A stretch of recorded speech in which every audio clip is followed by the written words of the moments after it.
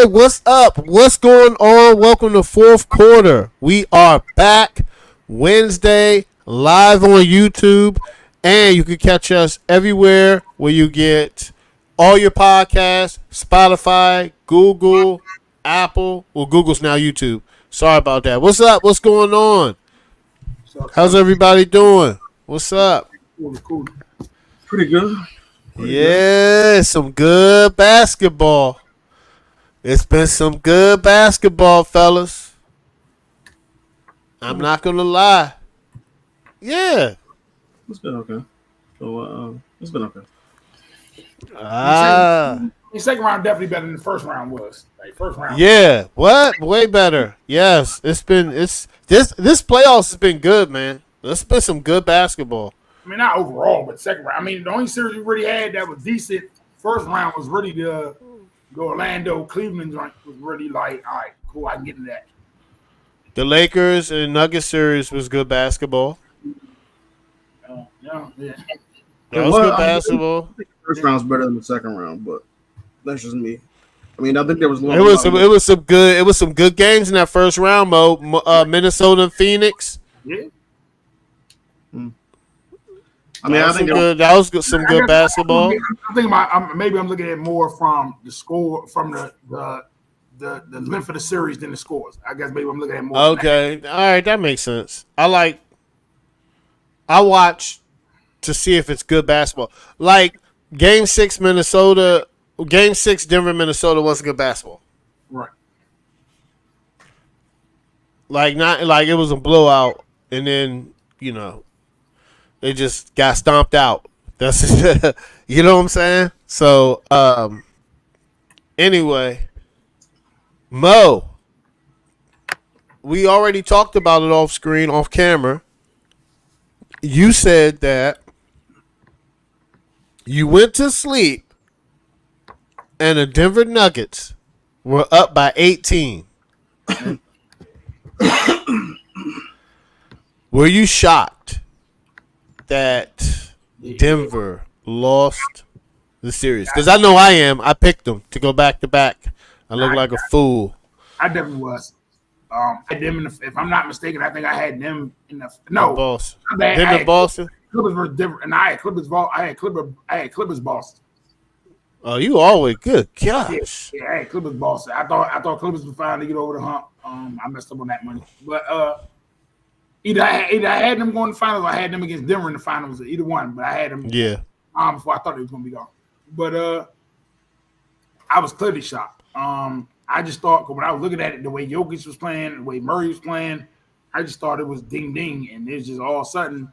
Yeah.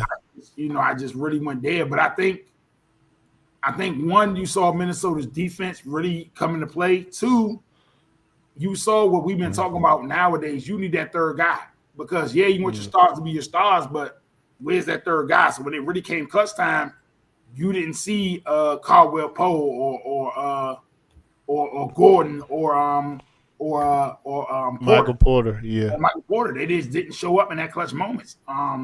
So it showed that all right, when the chips were down, you didn't have that third guy. But shout out to Minnesota. I think it's good to see. For me, it's better and more exciting for me to see a team make it with people they drafted. Yeah, they added Gobert, but they drafted Towns. They drafted Anthony Edwards. So it's good to see. I think they draft McDaniels too. Yeah, I think they did draft McDaniels too, if I'm not mistaken. But it's good to see your stars, your top heavy players be the people you drafted, and then you added veterans around it. I'm not shooting against teams who go out in free agency and do well, but I think it's more exciting when you see that connection with the players that organization, that city drafted to do well and to make it. I think it makes it more exciting for me. I'm not taking nothing away from teams who build through free agency and stuff and trades and stuff like that. But for me, it's better when you win with the people you drafted, when you see them flourish, you see it pay off for the people you invested in. Yeah. Craig, Game 7. Denver's up. What are your thoughts at the end of the game? I guess that I mean, I wasn't shocked, I guess, because I mean, I don't really know too much that gets me shocked, I guess, in sports anymore. But Yeah. um, I guess I think Mo kind of he kind of said it all. Michael Porter Jr. He wasn't. I don't know what happened to him in this series with Minnesota. I mean, I guess you could say it was the defense because Yeah. in the first series with the Lakers, he had I think He his was lowest cooking. was 19. In this Yeah. series, his lowest output was four. Yeah. So I mean, in 2 games he had his 2 highest totals, 20 and 21. He had 41 points. In the other 5 games, he had a total of just 34 points. So Yeah. that for your, I guess, to be your number 3 option, or maybe he's the 3B option, I guess, between him and Aaron Gordon. But Yeah. I mean, like you would expect, at least I would expect Michael Porter to play like he played from the Lakers series, the transition over to this series, and I don't know what happened. He just didn't show up. Yeah. I get And that. what happened in that fourth quarter, or at least the second half for the most part, which Yeah. was they just ran out of steam. Which at home, you would have thought that with the altitude they would be used to that. So it looked like they were the road team, and Minnesota was the home team in that game 7. But Yeah. got to give Minnesota credit. Their defense is really. I mean, they're one of the best, if not the best, defensive team in the NBA at this point. Denver. People were talking about this could be I mean, and it still could be. I mean, maybe they can win it next year. Yeah. They're definitely going to be in the running again next year. But, Yeah. need somebody else to step up for them. Because you had 30 plus points from both Murray and Jokic. Yeah. One more score. They just needed somebody else to step up, and they just didn't get it. So that was unfortunate. But I like. I mean, I know the NBA probably doesn't like it. They probably like big market. They definitely like big market teams. Let's get into it. Go ahead.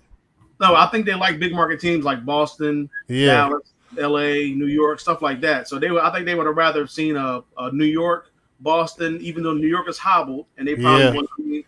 At the end of the day, when Brunson got hurt, I don't think they were going to be any competition without him in this series, Boston, even if they did win. So I'm cool with Indiana going, but just from a marketing standpoint, and you would rather have the big market teams in there. At least the NBA, I would assume would. But for me, I don't really care. I'm cool with some of these small market teams because it shows a lot of parity and it shows that the team can be competitive. There we go. Yeah. Even with just drafting your own players or whatever it is, you don't have to be one of these big market teams that have ran the NBA for majority of the time, like LA and Boston. They have 36 championships combined or something like that. So they do. It's cool to see some of these other teams, and now we're gonna get a team possibly in Minnesota or a team possibly in Indiana that first championship. So it's just cool for me. And you saw it last year with Denver. You saw Denver win their first championship last year. So I mean, you still have stars, though. You still have young NBA stars at that, young superstars. So one of these guys could be, I guess, going forward like the face of the league, or at least Anthony Edwards, Luka, or Tatum. They're probably in the running for trying to be the face of the NBA. So I think whoever wins that, unless it's Halliburton, which I don't think so, but yeah. Yeah. So Craig, I like exactly what you said. I like what Mo said. I have to always. I do a lot of research, and sometimes I get in my own head, guys. Yes, and I have to understand that going back to back is one of the hardest things to do in sports. It doesn't happen in the NBA a lot. And it doesn't happen.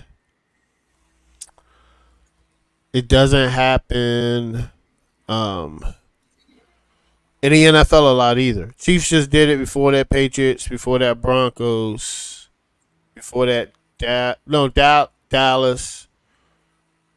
Before that, maybe San Francisco. Then you go all the way back through history. Like the Chiefs did it, Green Bay, Bart Starr. Anyway. Pittsburgh in the 70s. In the NBA, it's been the last team to do it is a great team, right? Yeah, Kevin Durant, Steph Curry, Draymond, Clay, all in their prime. Then you had the Heatles out before that. You had LeBron and D Wade, Bosh. Then you had Kobe and Pau Gasol. Then you had then either before that you had Kobe and Shaq. Then you had Jordan. Then you had Akeem. Then you had Jordan again. Then I think it was the Lakers. So Pistons. It was the Pistons. Yes, I'm sorry. Then it was the Lakers won back to back before the Pistons, right? I believe so. Yes, but the Pistons won back to back. It is hard, and I think the NBA should really rock with this right now because guess what? This is what they should want every NBA Finals. They should go the way the NFL is going, where it's just parity. I like parity. Right? Well, the NFL has 2 back-to-back dynasties, like, right, quarterbacks. But the NFL, there's 6 new playoff teams each year. This is all I'm saying. In the NBA, I think the more parity is perfect. It's perfect. Hey, shout out. What's up, Demeter Joe? What's going on? Shout out, sis. What's up? What's up?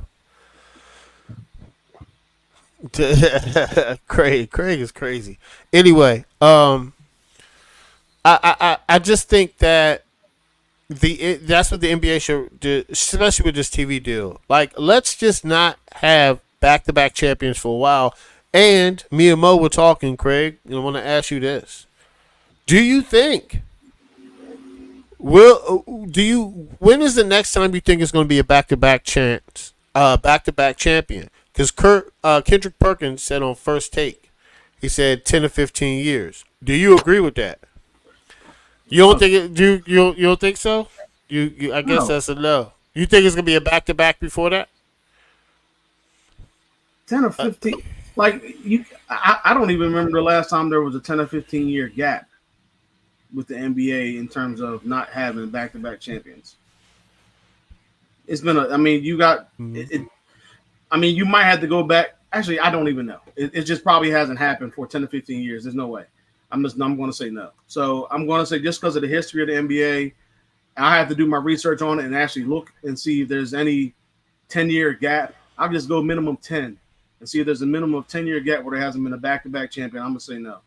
The only thing that I guess his argument could be is because of the way free agency is nowadays, and you have it's hard to it's harder to do a big three because of the way the contract situation is, and also because of free agency, you might not be able to keep the guys even that you drafted, so those guys could split up. But all they have to do is be there for a couple years and win a couple championships back to back, and it's done. Like I don't understand what they are. Craig,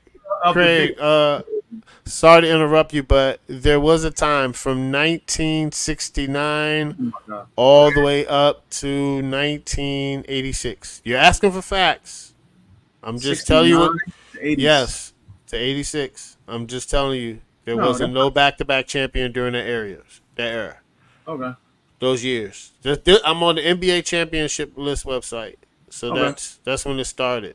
That's the only time in NBA that it was. But it was 1969. Also, that was before free agency or around. Yeah, I think that was before free agency or yes, free agency kind of just started around the 80s or whatever the case may be. But so I don't think. It hasn't. So I'll change my statement. Thank you. I'll say that since the inception of free agency, there hasn't been. Okay. So I'm going to say that, and since free agency is still going on, and I know the free agency structure has changed and everything like that, super teams, all that, blah blah blah. I'm just going to say that I don't think this is a 10-year gap that's going to happen. I think the parity is there in the NBA now, or at least it seems like it is. So even though Boston's kind of been running the East for the most part, winning on the 6 conference finals in the last 8 years. Overall, I think there's more parity in the NBA than it has been in a little while, at least. Yeah. And I don't think, like I said, I don't think it's going to be any more dominant. Like big 3 teams at least winning. At least big 3 in the sense of being free agents. you might be able to draft your team and have a big three that way. And okay, but then eventually, the contract situation is going to come up. But I think even then, you can still be able to win a championship in that time frame as your young stars grow together, or whatever the case may be. So I don't understand that one. I mean, I get it. I'm sorry. He also said we're in year 6 of it. So I think he said it's going to be 9 more years. It is. Yeah. That's a long 10 is a long time. But so that means one of these players of the generation you're saying is great. Now, before we go to talk about we're going to talk about the Thunder and Mavs series. Let me ask you this. What star right now, because it has to be a superstar to do it. What superstar do you see going back to back right now? I mean, I would think it'd be Boston. I mean, with Tatum. Okay. Maybe it's because they pretty much own the East for the last 8 years for the most part. I mean, in terms of just getting to the conference finals. So they can just get out of their own way, stop shooting all these extra threes. And he's still relatively young. He's going to sign a big super. He's 26. He's 26. Be the number, right? He's going to be the number or the highest paid player in the NBA. Yeah. He's got Brown still with him. He's got a really good defender in Holiday at the point. And Porzingis. Did they sign Porzingis too? Well, I say they get Porzingis back and he's healthy. I mean, I'm hearing about game 4. I'm hearing right now he'll be back game 4 in Indiana. Game 4. Okay. So yeah, he's going to be back game 4. I think if they can win this year, I think there's a possibility that they can win again next year. I don't see why they wouldn't be the favorites going forward, because I don't think they're going to make too many free agency moves and make too many changes to this already good roster. So they already had the best record in the NBA. So I mean, there's no reason to. Every other team has to kind of play catch up and figure out what they need to do to make their rosters work. So I probably would say Boston at this point if they win this year. Okay. Yeah, I definitely agree with that, because I'm looking at the East. What teams? None. What team? What team right now could make a all-season push? That would be a good enough push to Philly. I think the Knicks could. The Knicks. I don't know about Philly. If they get Paul George, I don't know. They're not going to. But yeah, if they get Paul George, they're gonna be a problem. And if the Knicks get somebody, I know they would get. Like, who would fit perfect there, but he probably's never. They're not gonna trade him. Kevin Durant would fit perfect in New York. He would. I don't think so. I would not want Kevin Durant. He doesn't want to be a leader. He don't want to be a leader. He just want to play ball. He'll fit right in. He'll fit right in. Oh, defensively, I don't think he fits what Thibodeau wants defensively. I just don't think he gives that effort defensively. He fits offensively with how they want to push the court and how they do with Brunson, but defensively, for what brings them to the party, he doesn't fit. That doesn't fit. And I don't think Thibodeau's going to force. I don't think Thibodeau's going to change how he thinks defensively. Like that, I come with him, and that's one we'll get to it in a minute. But that's what I love most about Dallas is I don't no shade to Kid. I think Luka and Kyrie collectively brought themselves together and said we got to improve defensively or we're not going to win. Like we can sit there. And I gotta give Kid some of that credit, bro. I give him a little bit, but I just think they looked themselves in the mirror and said we're not winning. I don't care how good we are offensively. They're not winning if they can't stop the ball. Them two set the tone. We're gonna get to it. We're gonna get to it. Let's talk about the Thunder and the Mavs series, not game series. I'm gonna go in real quick and tell you just my thoughts. My thoughts were, I think OKC is young. I think they're gonna be really good. I think they are building onto something. I don't know. They have the draft capital to get another star. With them, I think I would just continue to grow my team. I think they got a young team. I think they keep that nucleus together, and then I think there'll be something to reckon with, definitely in the future. And then the Mavs aren't going nowhere. I think the Mavs were a little bit older. This is I think this is Luka's second Western Conference Finals. This is second Yeah, it's his second one. So he's got playoff experience. He ups his game in the playoffs like always, and I'll talk about him more further and Kyrie when we talk about that series. But Mo, what's your quick thoughts on the Thunder? Great season. And the Mavs. I mean, we haven't seen a young team like this make it this far since KD and them. So nobody expected them to even make it this far beginning of the season. And 2 years ago, I think they didn't even win 25 games 2 years ago. So to make it there is what I like to see when you draft a team and build a team inside out.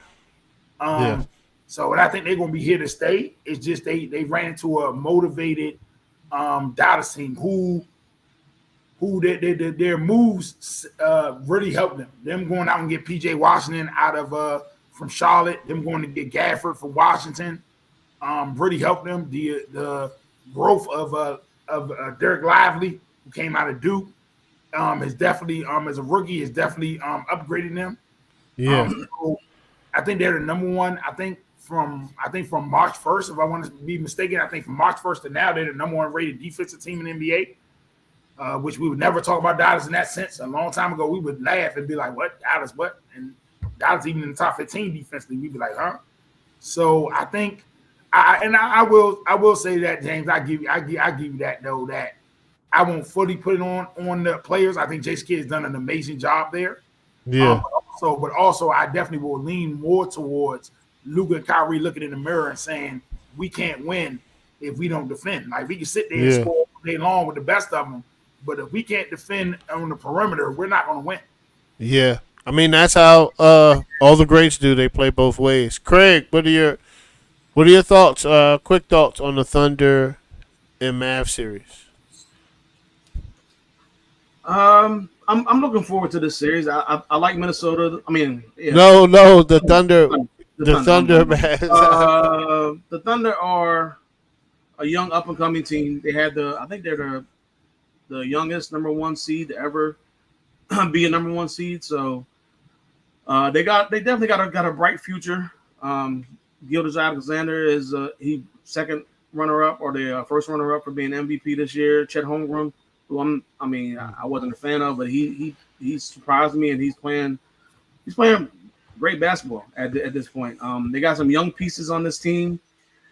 I thought there were a couple of coaching decisions that were just kind of weird, especially I think it was game 5 or game 4 when they benched Giddey. And so I mean that kind of threw everything off for that team, and they ended up losing that game. So game 6 went down to the wire. They only lost by 1, so they were right there. I think they need to just come back and just retool, and they'll be fine. Dallas, Kyrie Irving and Luka, they're going to lead that team. So I think if they can get something out of somebody else, they can find another scorer, a third scorer going forward, they'll be fine. But in this series, Luka was kind of off. He was kind of hurt a little bit. Kyrie even had some off games, so they can't afford to do that against Minnesota. Yeah. But shout out to Dallas for getting past the Clippers, who I thought they were going to lose to, and then getting past this young, hungry Thunder team. But I think the Thunder will be back next season. Okay. Ready to go again. All right. Now, we're going to talk about the current playoffs series. Let me tell you something, guys. It went to overtime last night, shockingly. The Boston Celtics versus the Indiana Pacers in the Eastern Conference Finals. This is it. So, and quick tidbit for everybody. Dallas hasn't won it since 2011. Minnesota hasn't won it ever. The Pacers haven't won it ever. And Boston has not won it since 2008. So we're either going to have a champion that hasn't had a championship in a really long time, or we're going to have a new champion. And that's when I'm excited, because it gets history moving forward. So, Boston, Indiana series. Craig, who you got? Well, I picked Boston to begin. Oh, you did. You did, my friend. You did. Boston won the whole thing, so I'm still sticking with Boston. Although game 1 they had an opportunity to lose that game, Indiana pretty much gave them the game. They blew it. So I mean, they had way too many turnovers, especially down the stretch. Halliburton was getting hassled all day by Holiday, and then I don't know what that was. That inbounds play was. They should have just called a timeout or something like that and just drew up a better play than that when it went off Siakam. But Tatum's shot horrible. He kind of made up for it a little bit in the overtime, and if they can come out and try to, well, normally in game twos they've lost both of them. So and they could have lost this one, especially with Indiana being 48 hours removed from game 7 against the New York Knicks, and then they were down early, so they could have just packed it in game 2, and they didn't. They came back, and they just had too many turnovers. But Tatum just going to have to shoot better. I mean, this is what superstars are made of. He got bailed out in that game. So because that was going to be the big narrative, was going to be how bad Tatum was in that game again in a big game. So, but I am picking Boston. I picked 6 games, so I'm sticking with it. All right, Mo. Boston Pacers. Who you got? Come on, man. Straight no chaser. What's up? Nah, I got. Let's go. Hey, straight no chaser, man. Listen, I got Boston 6. Okay. I think Indiana might get 2. I like this. We know they're gonna score. It's can they defend? We saw last night that they could score, but we also could see last night that they're young. They made a lot of clear-cut mistakes. They can't get down consistently 12-zip. Last night, I think they started the game down 12-zip. I think they started the game like 0-8 from the floor. They cannot do that consistently and keep leaning on their offense, thinking they just gonna come back. Like, that's not gonna work. So they definitely need to improve on that and have a better starts. Halliburton needs to continue to play like he did. Miles Turner is showing that he's growing. You can see the young growth out of them. But they definitely can't be leaving Obi Toppin on Tatum 101. That was just embarrassing. That was just bad.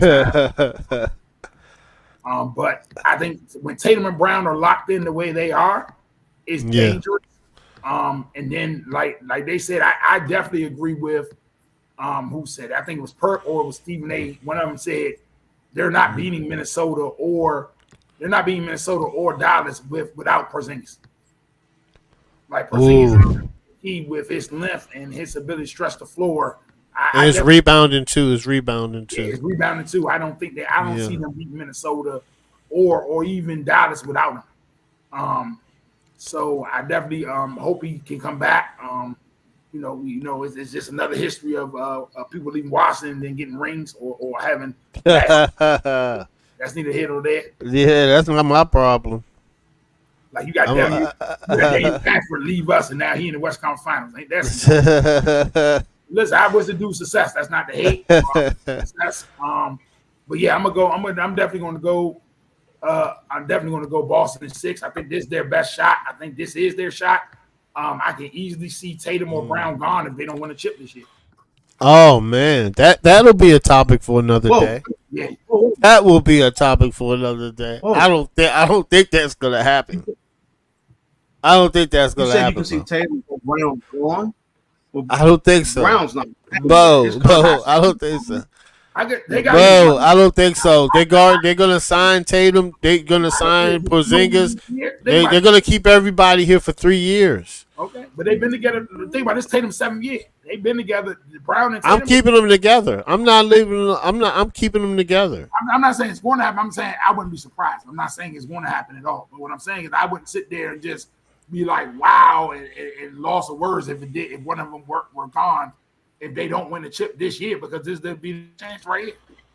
Hey man, now see that would shock me because his contract that would shock. I don't think Boston does that. That's crazy. Brown's contract's too high, and Tatum's about to get the highest contract in NBA history coming up. So, I wouldn't. He's only 26. I would just leave it together. I would leave everybody together. I was watching Gilbert Arenas' podcast, and then I'm gonna give my take. but he said this, and we just gotta pay attention and listen, right? But continuity is king, right? So I think Gil was like, I'll let him rock for 3 years. 3 years. Everybody's young. After 3 years, and you can. At 3 years, at the minimum, you're going to be at least in the Eastern Conference or the Finals every year. You might as well keep it so these guys get closer. This is the opportunity for Boston to go at least on a maybe if Craig is right and he was back to back, that's a mini dynasty. You got to keep them together. It would be franchise crippling if they did that. Franchise crippling, Mo. Franchise crippling. I think the Pacers. I agree with both of y'all. Boston always loses at home. They're gonna give us one home game loss. Like, it almost happened game one, but they're a good road team. You know what? I'm not gonna lie. I might go 5, man. It might go 5. But if it goes 6, game 6 is gonna be a blowout. I think Indiana gave it all it can got, and it was just like, golly, we still ain't beat them. I think that took everything from their windpipes, and their windpipes got crushed by a green leprechaun. So that's that. All right. So let's talk about the Minnesota Timberwolves and the Dallas Mavericks. Mo, I'm gonna start with you because I want to hear your take on who's gonna win this series. This is a big series. Everybody's talking about it.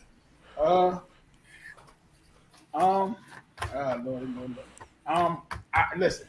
When you beat the champs, to me, you gotta become the favorite. Okay. So I'm gonna go Minnesota.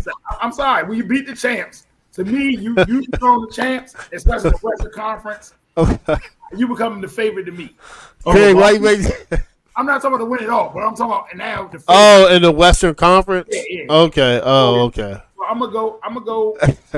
Listen, I'm gonna go Minnesota. Yeah. I'm gonna go Minnesota in 7 in the Classic. 7? Yeah, I think it's gonna be a classic. The reason being is, I think Kyrie is gonna have a better scoring series than he did last series. He better. Better. But if he doesn't, it's a wrap. It's a wrap. What I think it's gonna come down to is, I have Gobert and Towns outplaying Gafford and Lively, and I think that's what it's down to. Okay. I think the scoring of the perimeter players is going to outbalance each other. It's going to even out. It's going to shake itself out. So I think now, to me, it comes down to who's going to play better between the bigs. And I just think Gobert and Towns, because at the end of the day, because Edwards is playing so well, Towns is not getting the attention or press that he should be getting, because Towns was, if I'm not mistaken, was Towns the number 1 overall pick? Yes. Karl Anthony Towns. Cat was the number 1 overall pick. Yes, sir. This league long enough. Like, when is your time? Good. I understand Edwards might be the face, but when is your time to put a stamp on your career and the way you want to be in life? So I feel like just as much pressure is being put on Edwards. When is it going to be put on Towns, who's been in this league long enough and who was the number 1 overall pick? And now you have time around you. It's not like everybody asking you to be the guy. You know what I'm saying? Yeah, I get it. All right, I'm gonna go right here because right before Craig. So I'm not gonna lie, this is gonna be a very interesting series. Those key places, Lively and Gafford has been like monumental for Dallas, and I think Dallas with Luke and Kyrie, can they make it over the hump? Because if Kyrie plays like that, it's a wrap. It's a wrap, guys. Minnesota's going to win handingly. I like Dallas, but I'm not going to lie. I think this is a thing that's not talked about. The Minnesota's GM was Denver's GM. When Denver won the title, he left and went to Minnesota. They made these trades. And I think Gobert They have unleashed him. They use him great. I think he's going to give trouble to Dallas. Kyrie can't come out flat. Shout out to Nick Wright. First things first. He thinks Kyrie was saving his energy for this round. I hope so, because if he does not show up, Minnesota is waxing. And Luka has to play outstanding. Kyrie and Luka have to play outstanding. Listen, I got the Minnesota Timberwolves, man. Defense wins championships. It's been going on forever. Ant is going to do what he has to do to win. I know a lot of people are comparing him to Kobe and MJ. I'm not there yet. I gotta see more, but I've always loved Ant Edwards' game. I like his tenacity. I like the way he talks trash. I like the way he gets in people's faces. I like the way he looks them in the eye and says, "Man, I don't care.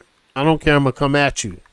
Now that did remind me of Kobe and MJ. But I got Minnesota winning the series, man. I think it's gonna go 7. Might go 6, depends on Kyrie. But Craig, Minnesota, Dallas, who you got? I can't wait to hear your take, because I know it's gonna be good. I just want to hear who you gonna go with. This is a tough one, because I didn't expect neither one of these tough. teams to be. Yeah. I had the Clippers and Denver. So I did say whoever came out of that Clippers Mavericks series is going to go to the conference finals. Yeah, I had Dallas and Denver. Even still, I wasn't confident that too much in Dallas over OKC. But this matchup, man, you got two really good defensive teams. Yeah. The additions of Daniel Gafford and PJ Washington to Dallas. Crazy. That was a huge upgrade for them going to the second half of the season, because, look at how they're playing right now. They're getting buckets from PJ Washington, definitely getting defense from Daniel Gafford. Obviously, you get Luka and Kyrie when they want to score. Luka's been kind of up and down. He's been hurting and things like that. And Kyrie, his play's just been up and down. So you never know what you're going to get from Kyrie. So I'm hoping that we see 2016 Kyrie, I guess. Come out for this series, because they're definitely going to need it, because Minnesota's defense is. When you're a team that's down on the road in Game 7 by 20 points and you're able to come back, it's like you can do anything at that point. You believe that you can win the NBA Finals at that point.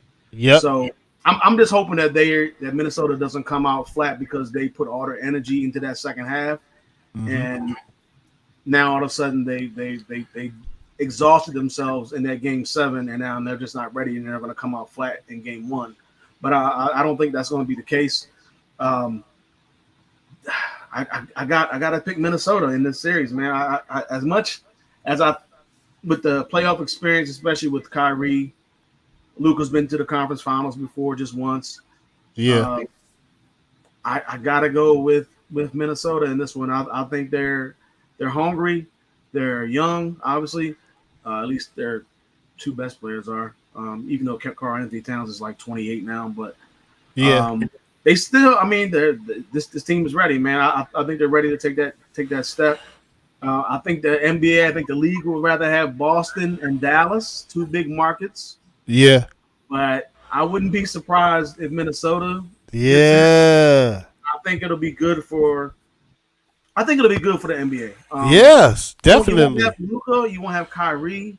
So that's going to take a hit a little bit, but you got Ant Edwards and Tatum and Anthony Edwards and Tatum. It'll be start. Yes. So yes, I'm looking forward to see Anthony Edwards take that step, and I think they're going to do it. Their defense, man, is really good. It's been a while since I've seen a really good defensive team like this. Maybe Golden State or something when they were in their prime. Yeah. But, man. I got Minnesota. I'm going 7. Yeah. 7. Listen, if I don't expect Dallas to win tonight, I don't. If Kyrie has to ball, he has to. If Kyrie has a series like he did last series, That's gonna be tough, man. That's gonna be tough for them to. That's gonna be tough. It's not gonna go 7. It's gonna go 6 if he doesn't, you know, I'm ball out. To that Karl Anthony Towns and PJ Washington matchup. That matchup. Yeah. Obviously, Anthony Edwards has already called out Kyrie. He wants Kyrie and all this, so he's gonna. That's gonna be a really good match. Besides that one, it's for me. It's Anthony Towns against Washington, and I also want to see who matches up against Luka. I think Edwards gonna check Luka in the 4th. I think he's gonna take that assignment. I don't know, man. I think it's gonna be him, and I think it's gonna be him and Naz Reid. And shout out to Rashad McCants. He said this on Gilbert Arenas podcast. He was like, in the 4th quarter, it's probably going to be Ant-Man and Naz Reid on Luka. And I was like, ooh, Naz Reid is a great defensive matchup. Shout out to Rashad McCants. That was a heck of an NBA take. Remember, Naz Reid was guarding Murray. Luka's different. I don't know. If I know, but he's playing like he did in the regular. I don't know. But I'm just giving you. That's what I would try out if I was a coach. I think that might be the best option. Because I think Daniels is going to get. I think he might get cooked. Well, Collins will get cooked too. Yeah. I mean, you can't put Anthony Edwards on both Kyrie and Luka. You can't do it.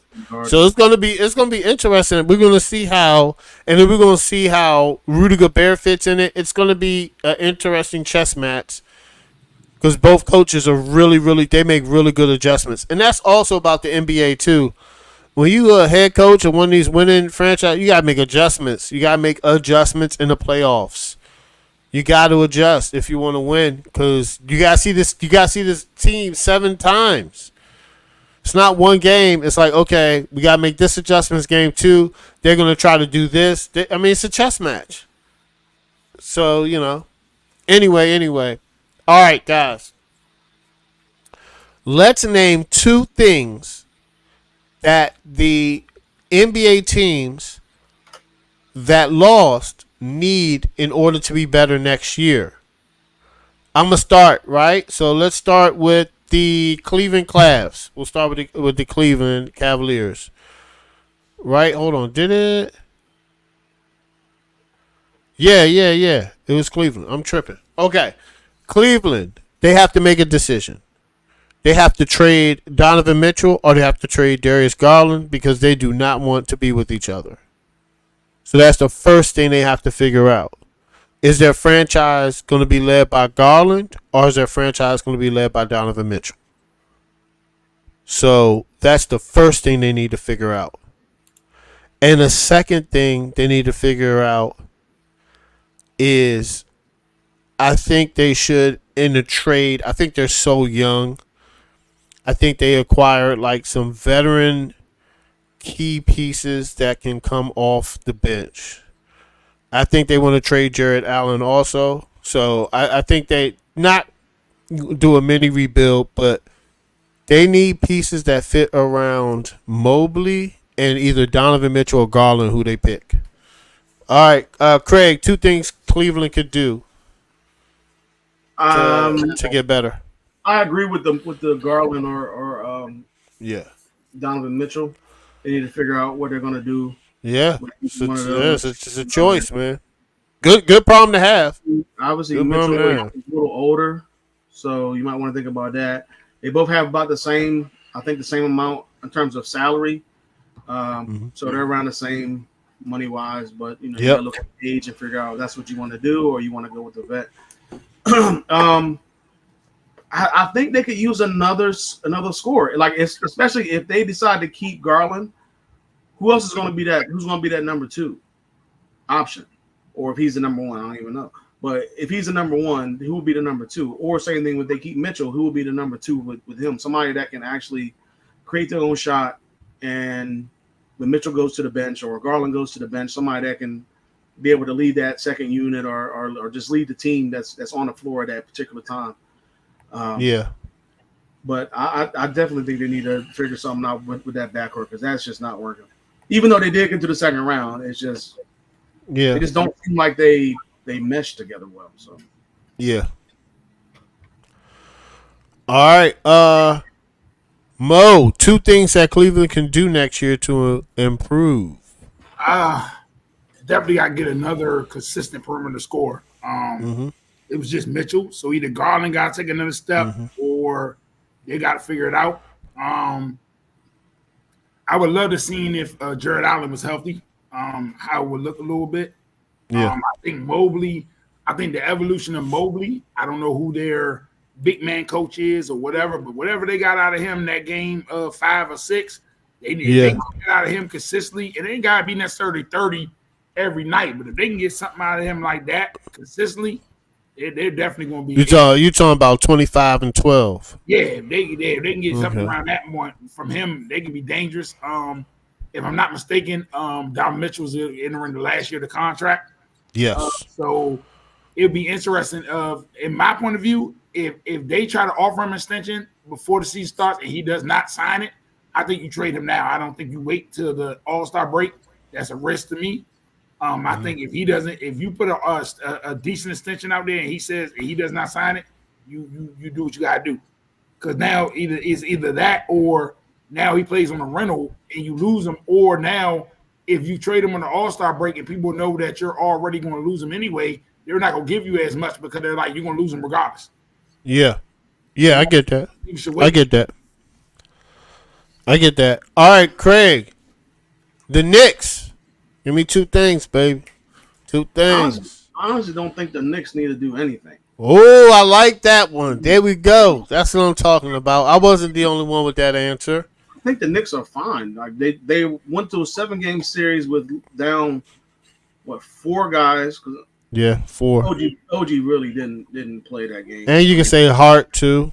Hart was hurt. Hart was hurt. So that's another guy. I mean, he did play. OG tried to play. He tried to pull a Willis Reed. He made his first shot. Made a 3 as well. But I mean, in the end, they only played like 5 minutes. So yeah, Brunson broke his hand. It didn't turn out to be that Willis Reed moment. But yeah, man, they won 7 games with this team.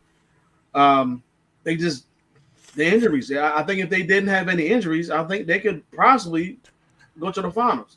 Okay. If they had Randall and Bogdanovich and like everybody, Mitchell Robinson, like they just missed too many key guys for this team that was in the rotation and led to the team as a whole not having enough quality bodies to put out there when you're just running your starters nonstop.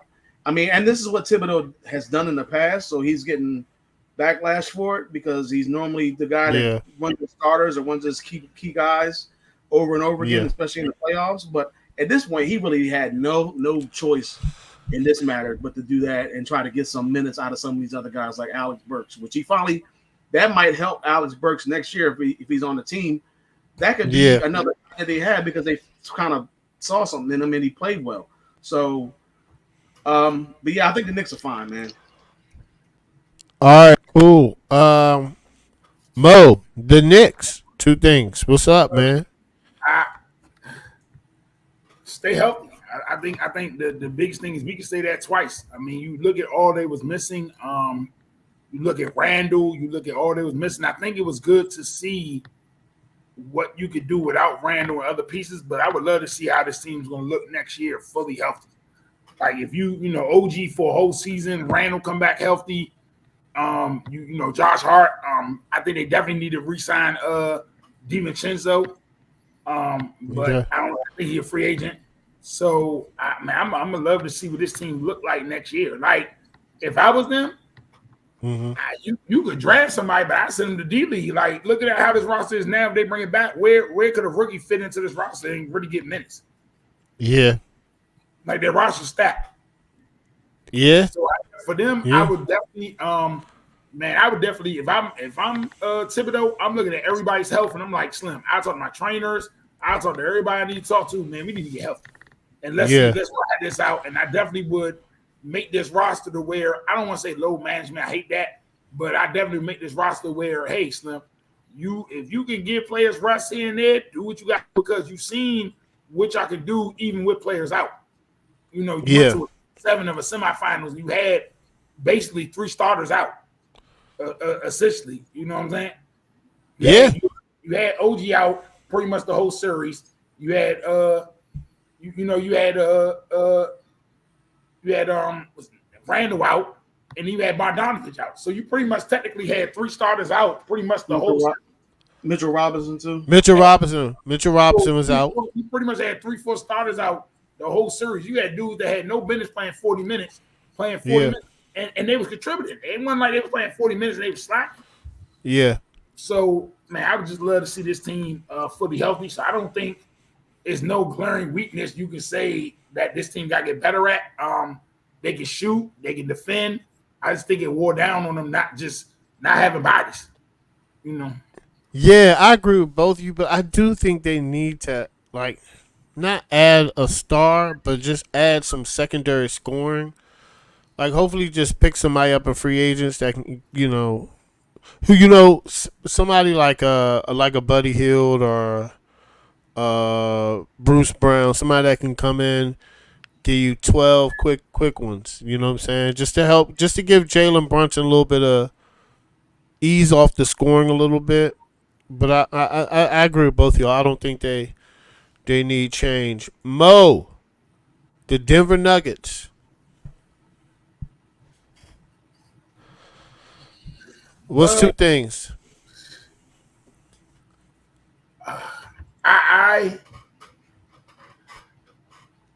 One thing I would say is you need to get another young big for Jokic to help Jokic. Another young big down low. Another I ain't saying he got to be a true big. He can even be a stretch dude. But somebody like Derek Lively, like a bench guy like that. You got to have a person like that. The next thing I would say is Porter, the evolution of Porter. Porter got to grow up a little bit more. I think too much inconsistency. You'll get 2 good games, and then you get games where you be like, where he at? You know, I think he, at the end of the day, he was a top 10, top 15 pick, if I'm not mistaken. I think it was a top 15 pick. Yeah, I know he came into the league with some injury history back or whatever, but now you've been in the league long enough. I just think his evolution now, I think he's in year, 4 now? If I'm not mistaken, I know he's been in the league at least 4 years. So I think I'm about to tell you right now. I think his evolution is key. I like their guard rotation. I do think a lot of pressure from a guard standpoint, scoring standpoint, is on Jamal Murray, but I like their squad. I just think they need to get, like you said, a Gafford, a Lively type person in there, and I think the evolution of Porter Jr. is going to be key. Like, he got to take that next step now. Yeah, he been in the league 5 years. This will be his 6 years. Yeah, he got to take that next step. Yeah, he got to take the next step. He was the first round draft pick. He was top 15. He was averaging 16 points a game this year. You want him to put it up? You want him to put it up just a little bit more? You want it around the 20? Yeah, I think put it around the 20 and then put it all together in the playoffs too. I think he showed you what he could do, but then it's like he'll give you 2 good games, and then there's other games you just don't even know he on the court. You like, well, hey, he played. Okay, Craig, what's 2 things Denver could do? They definitely need to get some help on that bench. The bench was one of the keys last year for them winning with Bruce Brown and Jeff Green. Then they also had Christian Brown, however you say his last name. Mm-hmm. I thought Reggie Jackson, when he came in, he was going to be a key contributor. He really wasn't. So I think they need somebody else that can be their 6 man off the bench, like a good 6 man off the bench. A guy that can come in and that can score, create his own shot, hit some threes for you or whatever it is when the guys like KCP or Porter or Gordon are not really contributing as much. Somebody that can really score. And I agree with what Mo said the first time when he said something about a backup center for Jokic. I think they need to get some type of center to spell Jokic out a little bit when he goes to the bench. I'm not saying he can come in there and give him like 25 minutes or something like that, but give Jokic a break a little bit.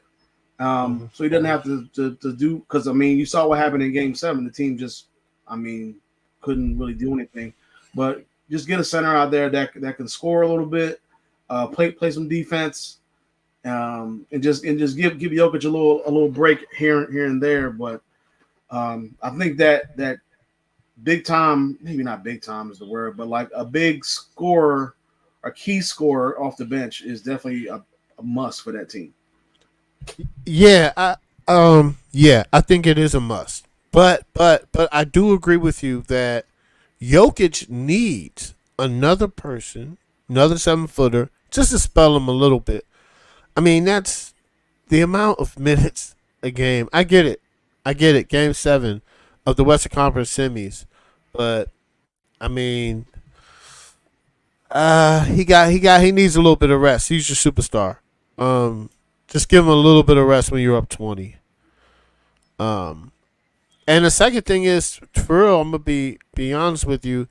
Everybody was like, "Oh, let's not make a big deal of Jeff Green and Bruce Brown leaving." Okay, the rotation matters in the playoffs. That point, if they had Bruce Brown, they might not have lost.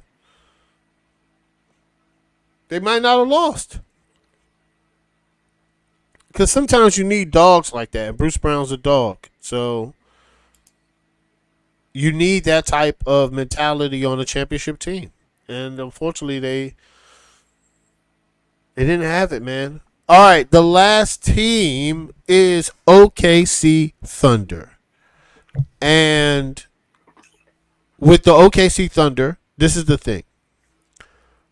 I don't think they need to do anything. I think they have draft capital,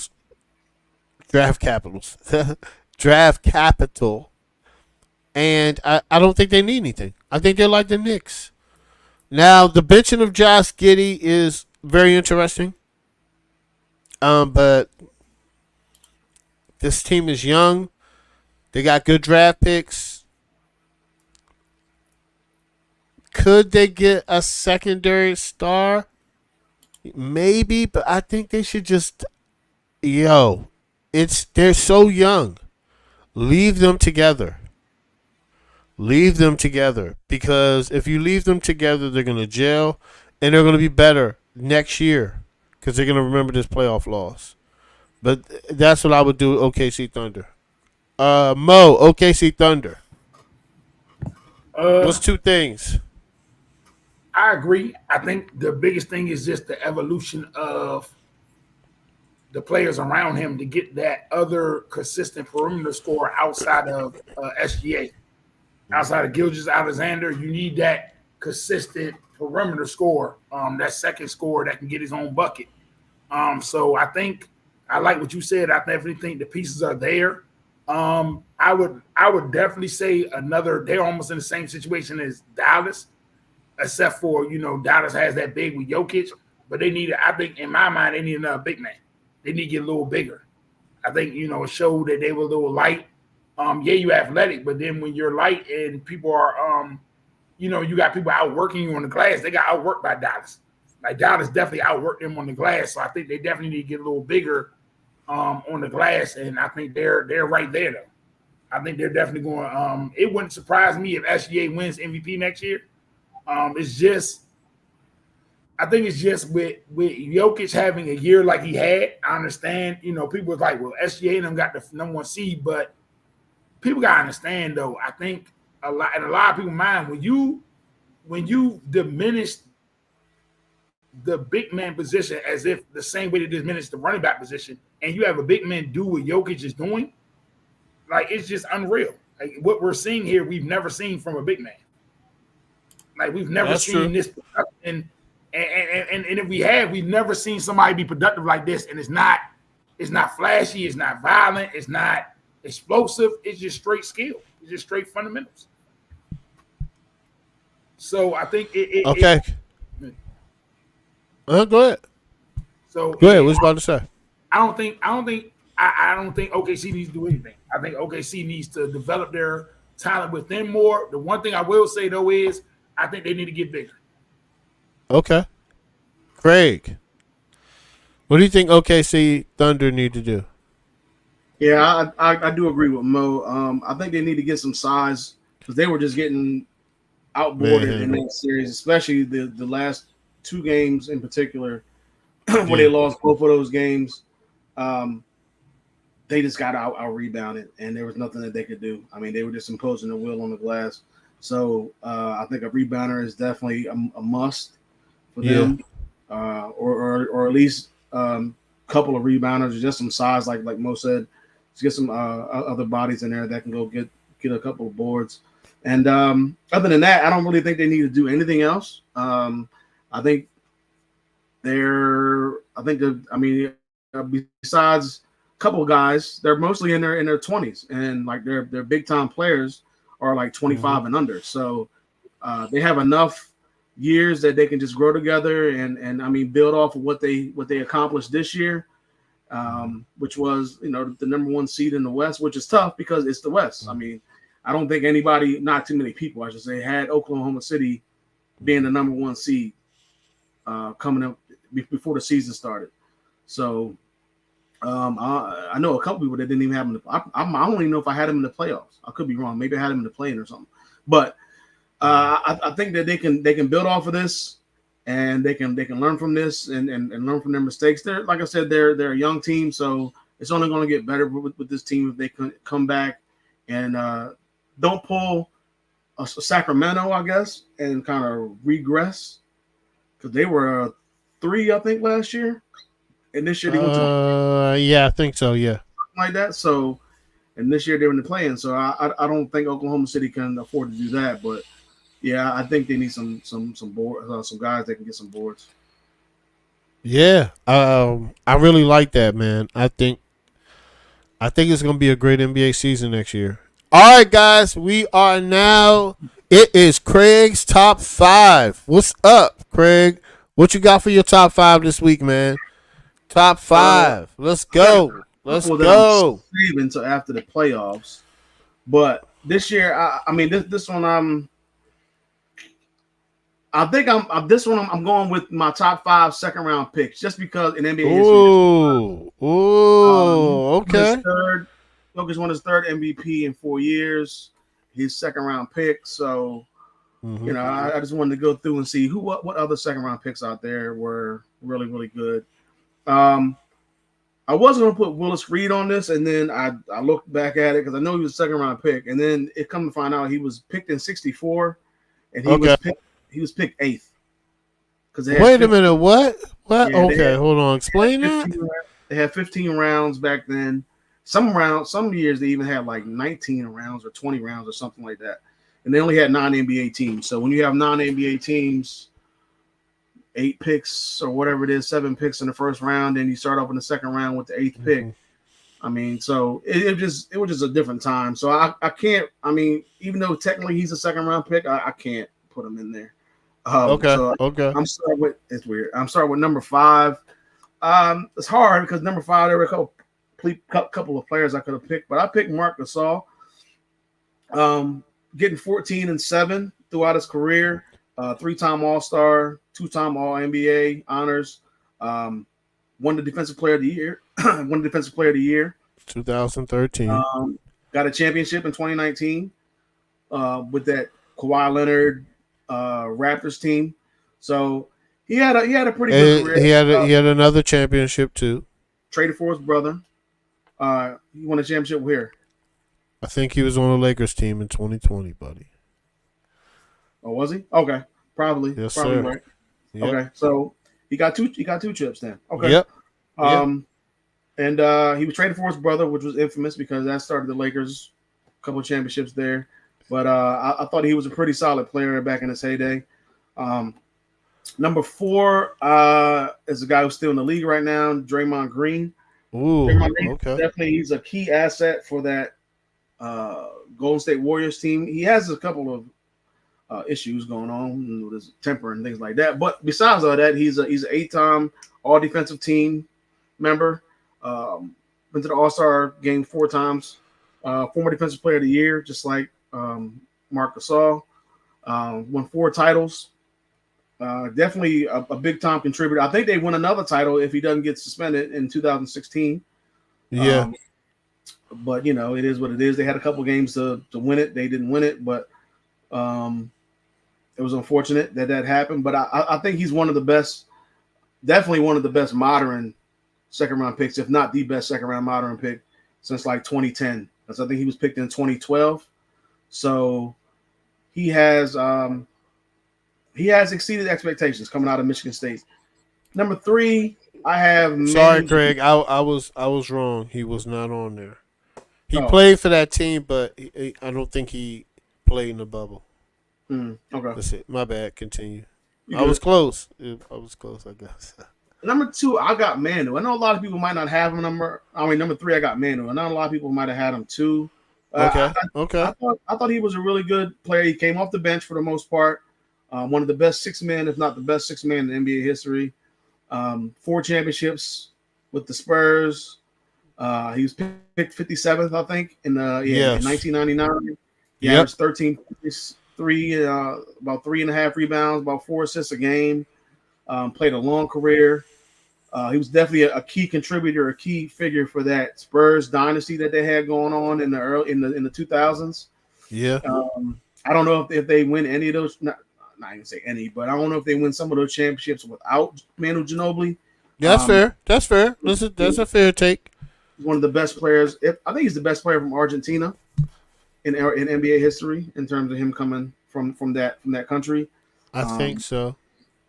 And I just thought he definitely was a key contributor to those Spurs teams, man. He was just a phenomenal player, and I think he gets overlooked by a lot of people. Like usually you talk about Tim Duncan and talk about Tony Parker, but people kind of forget about some people, not all, but some people kind of forget about Manu Ginobili a little bit. My number 2 is Dennis Rodman. You mean your number 1? You know what number 1 is. Dennis Rodman is an amazing player. He came in 86. This is back when they didn't have some of the teams that they have now. So he's picked 27th, and that was the second round pick at the time. But this guy, man, I mean, 5 rings, 7 rebounding titles, 8-time all-defensive, 8-time all-defensive team selection. Only been to 2 All-Star games, but he was 2-time defensive player of the year. I mean, this guy is. I mean, he wasn't known for his scoring, and he had some crazy antics with the hair and he's crazy. The things he was doing and Madonna and all that, going to Vegas. But on the court, I mean, this guy could just impact the game. This is one of the few guys that can impact the game just from one side of the ball, on the defensive side of the ball, I should say. Yes, like a key contributor to that team winning that game, because his defense and his rebounding, what he did against Karl Malone in the finals. I mean, the Bulls wouldn't have won those championships without Dennis Rodman on the team. They would not have three-peated if they didn't have Dennis Rodman. And number 1, obviously, is Jokic. 2014, 41st pick. I don't know if anybody saw this coming out of him. 3 MVPs in 4 years. Finals MVP. I mean, like, to be how he was coming out, it was kind of reminds me of not saying he is Tom Brady, but like how he came out and he was a nobody, and now he's made himself into a somebody, and his body type and then he just made his work and his game speak for themselves. So I think what he's been able to do, even though they didn't win this year, just what he's been able to do with triple doubles and being like as skilled as he is, passing the ball, rebounding, scoring, all that, can shoot threes. To me, he's the best second round pick in NBA history, easily. Yeah, I mean he's gonna go down as probably, especially if he wins another championship, as one of the great players. He's up there now, man. 3 MVPs is phenomenal. I mean, some first round picks don't win 3 MVP, don't win 1 MVP. 1 MVP, 3 second rounder, so, and a Finals MVP, and he a champion. So he's definitely a Hall of Famer. Oh yeah, first ballot, easily. First ballot. Hall of Famers too, but yeah, he's definitely I mean, he's going to be on the list of all time greats. You know what I'm saying? Yeah. Like he gets he. You know, if he wins another one, or if he has a Tim Duncan type career, he's gonna be in the top 10. of players all time. You know what I'm saying? No, I'm saying if he wins 5 championships, like I said, Tim Duncan career. That's tough. Well, somebody's got to go because Steph was already probably. See, that's just gonna be hard. Yeah, somebody's got. It's hard to crack that top 10. You're gonna have to ring. Like Kobe's not gonna go anywhere. Kareem's not gonna go anywhere. Magic's not gonna go anywhere. Jordan's not gonna go anywhere. LeBron's not gonna go anywhere. You kick Bird out for Jokic? I'm not. No, Tim Duncan. What did I say? Which one did I say? I said Kareem. Okay, so Jordan, LeBron, Kareem, Magic, Kobe, Tim Duncan. Those are 6 players right there. I got Bill Russell. I got Wilt Chamberlain. I got Shaq is another one that's probably in the top 10. That's 7. You got Curry? No, I got Wilt Chamberlain. Yeah, Wilt Chamberlain, Bird, and Bill Russell. That's a tough top 10. Some people took. I didn't do this. Chris Bouchard did this, and we're gonna go on to the NFL. Chris Bouchard said he put out Wilt Chamberlain and put Steph. He said Steph is in his top 10. I know Wilt didn't win a bunch of championships. I said, dang. But he said Wilt's the encyclopedia, but he was like, the way that Steph Curry has changed the game. So did Wilt Chamberlain. Like, he did, man. but his argument is like, yeah, but nobody remembers him. Like, you know, like he's a legend. Like, but like Steph Curry, how many kids are gonna remember Steph Curry name versus Wilt? That's because kids. That's what I'm saying. Kids that remember Wilt are grown now. Right, but Steph Curry's made a generational impact on the game of basketball. I think that's why he's in a lot of people's top 10. He's not my top 10, Craig. I'm just telling you.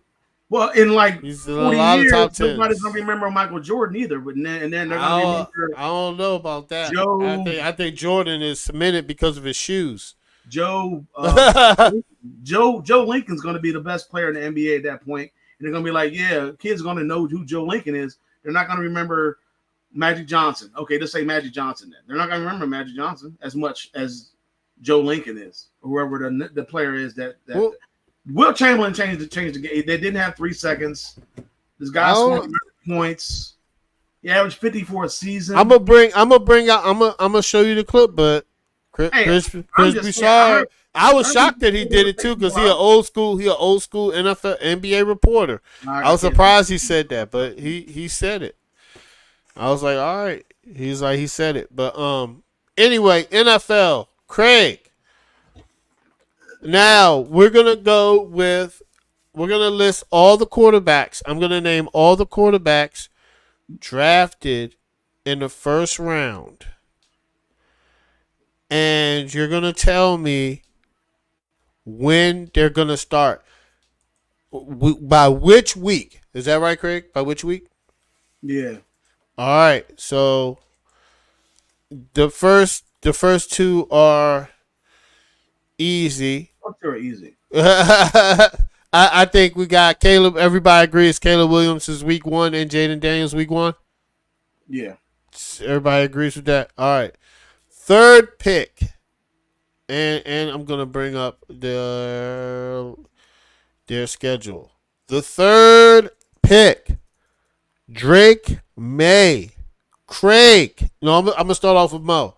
Mo, what week does Drake May start? I want to go before this. I want to go before it. And I think it's going to be before this, but I'm going to say I don't know when the Patriots week bye week is, but I'm going to say bye or before week 8. Okay. So you're saying week 8? Yep, bye or before. Okay, Craig. The bye week is 15, by the way. Hold on, when is the bye week? I'm trying 14. to bring it up now. Oh, no, he's going to start before that. Yeah, he's going to start before that. All right. So Mo, I'm going to tell you their opponents.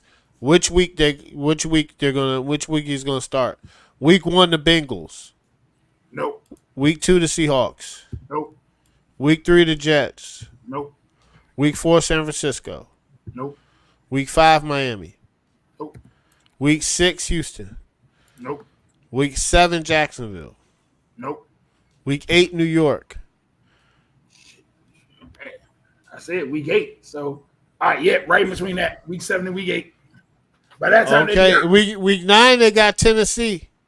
All right, they might go right there.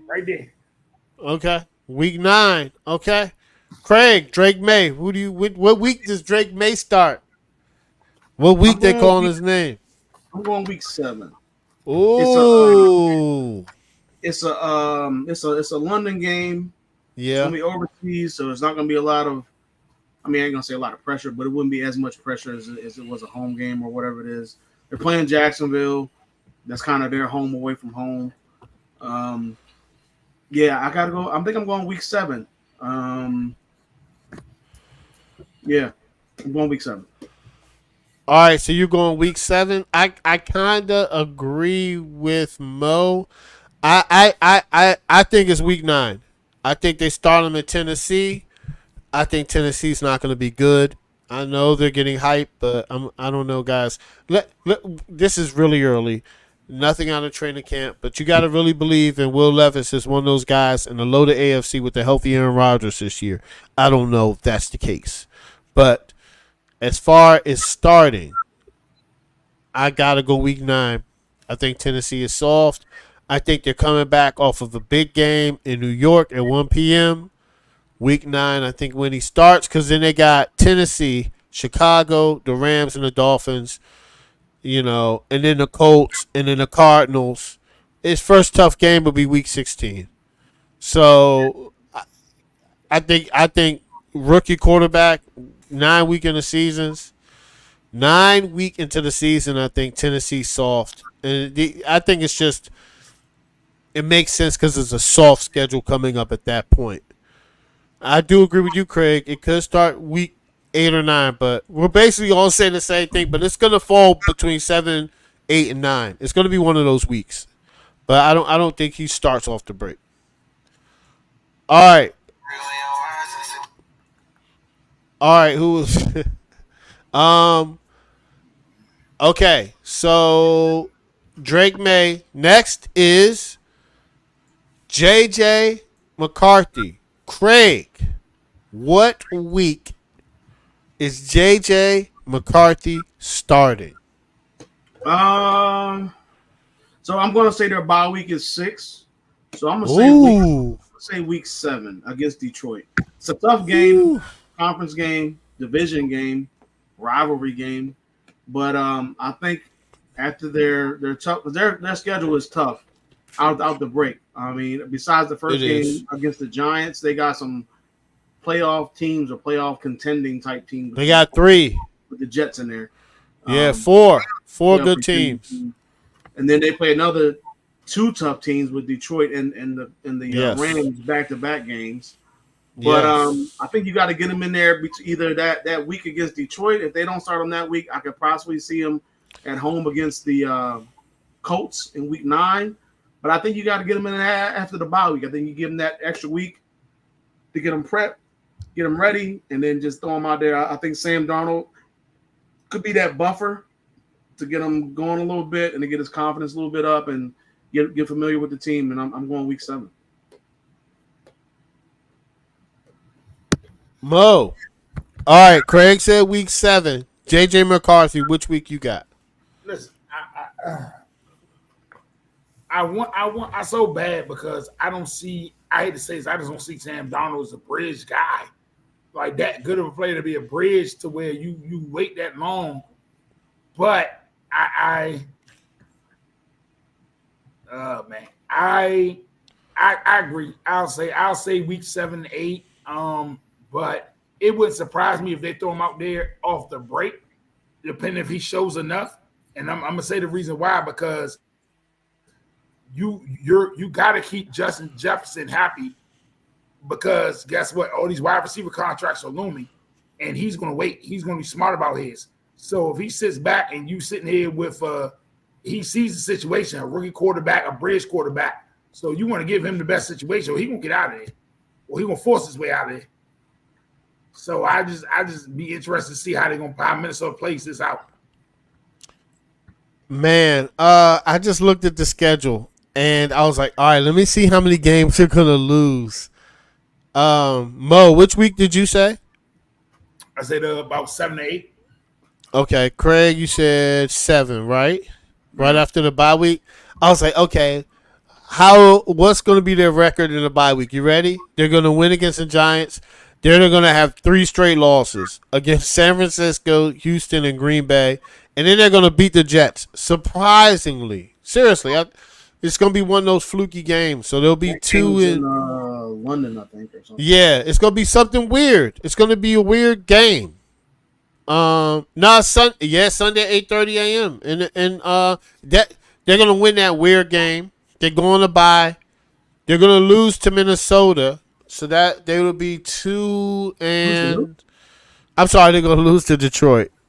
Week 7 they play Detroit. I think that's when you want JJ McCarthy to start, right? It's feasible because they could be 2 and. So they will be 2 and 3, and I'm like, they're not going to give up yet. They're going to lose to the Detroit Lions. They'll be 2 and 4. They're going to lose to the Rams, be 2 and 5. They're going to start Indianapolis Colts week 9. When they're 2 and 5, they're gonna throw them out there. But I could definitely see Craig because they could lose 4 straight. If they lose 4 straight, Craig, they're going to start them off after the bye. No. Craig said week 7, yeah, right after the bye. And Mo, you said right after the bye too, right? Yeah, I said 7 to 8. It wouldn't be surprising. 7 and 8. Yeah, if they win against the Giants and then they lose 4 straight, JJ McCarthy might start off that bye week. Cause then you gotta see what I mean. If it's me, I gotta see what I got. Absolutely, you took him top 10. This is the new age. This ain't no time to be waiting no 2-3 years. If you grab him top 10 and you struggling, you gotta throw him out there. See what you got. Yeah. So, all right. The next NFL quarterback. Oh, Michael Penix. Oh, Lord. Michael Penix. Mo. So I'm basing this on what week? All right, so hold on. I'm based on Cousins staying healthy the whole year. I'm gonna say not this season. As far as starting. Okay. Because I'm banking this solely on Cousins staying healthy. Because if Cousins stay healthy, I just don't see how you start Penix if Cousins is healthy. The only way I can see it is if for some odd reason they just have a crazy season and they're out of contention, and like they're out of contention with like 3-4 weeks left in the season, and they say, okay, let's see what Penix got. Or if they're in a situation where they clinch early a playoff spot and the last game don't mean nothing, they say, well, we're gonna rest Cousins and start Penix. But I don't think that's gonna happen. I think the NFC is gonna be down to the wire. It's too, I don't want to say stacked. I think it's too everybody kind of neck and neck, everybody right there with each other. So I think everybody's going to play up till, if you're not in that first top 5 through 7, you're going to play up to the last game. So I don't see Penix starting at all this season. Craig, Michael Penix. Does he start? I got Michael Penix starting week 1. What? 2026. Whoa! Wait! Whoa! 2 years. Yeah. Especially if Kirk Cousins is healthy. I mean, if Kirk Cousins is healthy with his contract and everything like that, I don't see any reason or how he could start if he's playing well like he was playing last year and his team was winning. I don't see any way you could put Michael Penix out there at that point. But and that's just like Mo said, unless there's an injury to Cousins or he's not ready to start the season, then obviously you have to go with Michael Penix. Or if they clinch the division or they clinch the playoff spot and they can't move up or down either way or whatever it is, okay, you can probably throw him out there to see what he can do last game of the season or whatever. But barring injury or barring that type of scenario where you can't go up or down, you're standing or your seating is fixed, I don't see him getting out there this year. I don't see him getting out there next year, especially if the Falcons go to the playoffs. Mm-hmm. I mean, what are you gonna just bypass everything and then just start over? I guess they kind of could if they really wanted to, but Kirk Cousins' contract is just too high at this point and too lucrative to bench him or try to trade him, and his age also doesn't help either because who wants to take on that contract with that aging quarterback? I guess when you could just start the process all over again. So, yeah, I mean, I mean,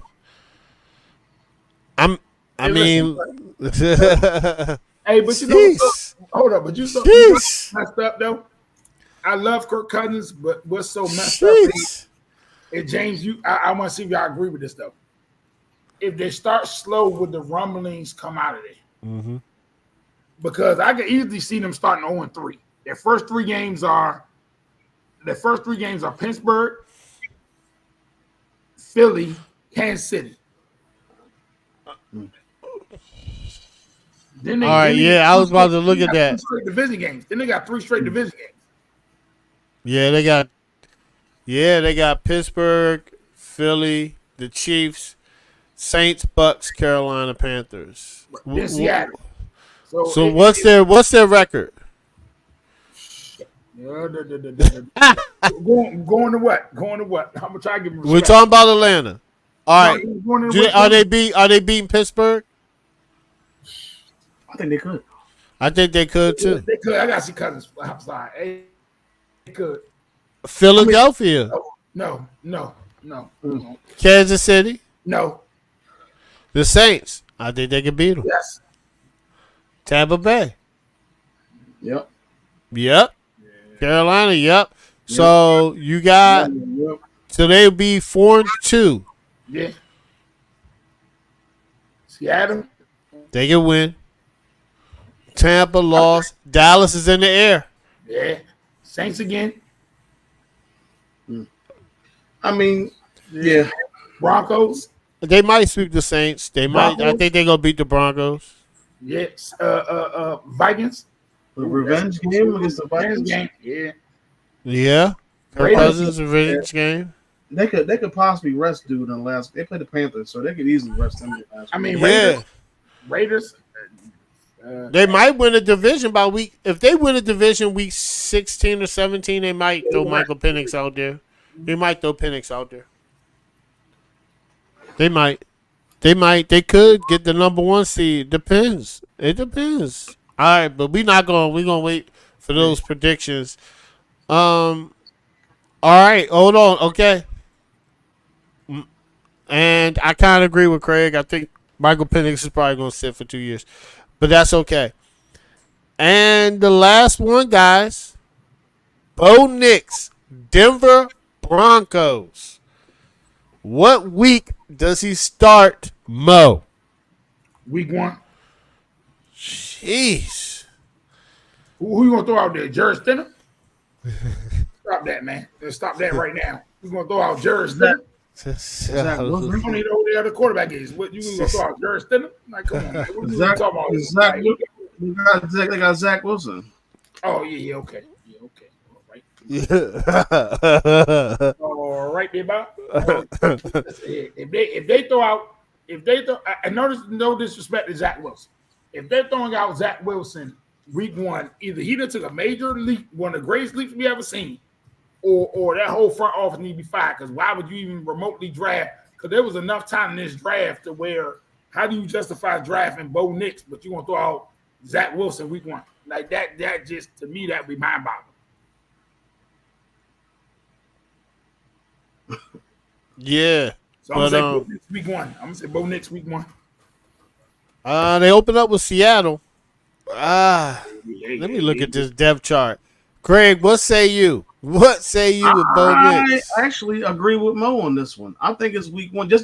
I think it's kind of the same situation, I guess, as Minnesota, but I think their backup with Sam Darnold is better than Stidham and Wilson, to where I think you could probably throw Darnold out there and let him kind of be a buffer quarterback for a little while until McCarthy gets it going or until they feel comfortable going with McCarthy. I think in this situation, it's kind of the same, but I think Bo Nix, I mean Stidham and Zach Wilson. I mean, at that point, you might as well just go ahead and throw out Bo Nix. At that point, there's no reason to put in any one of those two guys. We saw enough of those guys. At least Sam Darnold won some games, and was a more of a competent quarterback than Zach Wilson has been, to me, and Stidham. So I think he could probably start week 1. I think he can put that job and probably start week 1. It's gonna be a road game, but and then I was gonna say that revenge game, but Russell Wilson, I don't know who too many people was on that team anymore from that Seattle. But you know what? He's listed as a starter on the depth chart. Is Jarrett Stidham and Zach Wilson. I think he's still got to compete for the job. Yeah, he's gonna start. I think he's gonna start. I agree with y'all. I think he's gonna have to win it, but I think he's gonna start week 1. If he loses the starting job or he's not the starter, I mean, that's tough. You just got to go with Stidham or Wilson, I guess. Dang. I mean, let's see. They called him the next Drew Brees. I don't see it, but yeah, people talking about, you know, I wouldn't have drafted him, but that's just me. Like, I guess Denver had no choice, but I can see why they drafted him, but I mean, I don't know, man. I agree with Mo. I think there was some other talent out there that they could have gotten that they didn't get, man. Me too. Like I to be honest, man, I'm gonna be honest with you. I would. Man, I don't know. I don't think I would have. I don't think I would have gotten Bo Nix, but yeah. Whatever. But anyway, that is so the last. That is what it is. We're gonna see how good he is when he starts, or how long his leash is. All right, guys, we're gonna start with. We're gonna name each of these NFL teams. We're gonna go by division. We're gonna name who finishes first through fourth. No records, just guesstimating.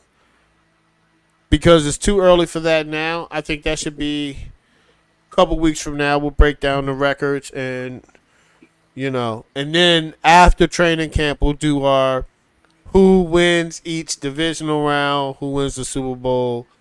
Yeah. Right now, since it's very early, you know what I'm saying? We don't need to pick.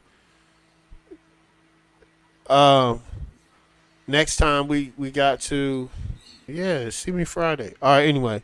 That's neither here nor there. So next time we got to we'll break down the records, right? So we're gonna do it.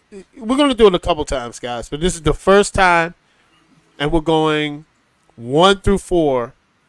All right, Craig, AFC East. I'm gonna put out there. I got the Bills winning the division. What say you? You say the Bills? I sure don't. Okay, you know what? Let's everybody. All right. I'm gonna say my 1 through 4. Then Craig gonna say his 1 through 4, and Mo. Easy. All right. My 1 through 4 are simple. I got the Bills, the Dolphins, the Jets, and the Patriots. That's what I have. I think because of the Bills, I think Josh Allen is the best quarterback in the division. I think it's a tough division. Miami and Jets might flip. That's just now. I like what I'm hearing from certain people, especially Aaron Rodgers. We'll see if he stops doing interviews and focuses on football. And he hasn't thrown for 300 yards in 1,000 days. But I'm liking what I'm hearing, and I like Aaron Rodgers as a quarterback. So we'll see. Craig, who do you have 1 through 4 AFC East? Might shock some people at this piece. I'm actually going Dolphins. Jets. Oh, you going the Dolphins? What? All right. Okay, I like it. Dolphins That's what one. I'm talking about. Jets at 2. Okay. Oh, spicy. That's what I'm talking about. Bills 3 and Patriots 4. I think the Bills lost a lot. Yeah, especially on defense. So they lost a lot of players. Their best wide receiver, actually their best 2 wide receivers are gone. They had the best quarterback in the division. One of the best quarterbacks in the whole NFL. So they're still going to be okay. He was able to have over 50 touchdowns total last year. So they're going to be fine. But I just want to see how that receiving core with Keon Coleman and the rest of those guys that they got on that roster, how Cook does in his in another season, was his second season, I think, being a running back. Dalton Kincaid, or maybe it's his third. Dalton Kincaid, and then who steps up on that defensive side. I'm hoping that the Dolphins get better on defense. We all know that they can score and put up points. Not only that, but also can they play in cold weather late in the season. I think they have a few games outside in cold weather. Yeah. And I think if they can get home field, maybe not throughout the playoffs, but at least home field in the first game, that's going to help them out. And then the Jets, obviously, Aaron Rodgers coming back.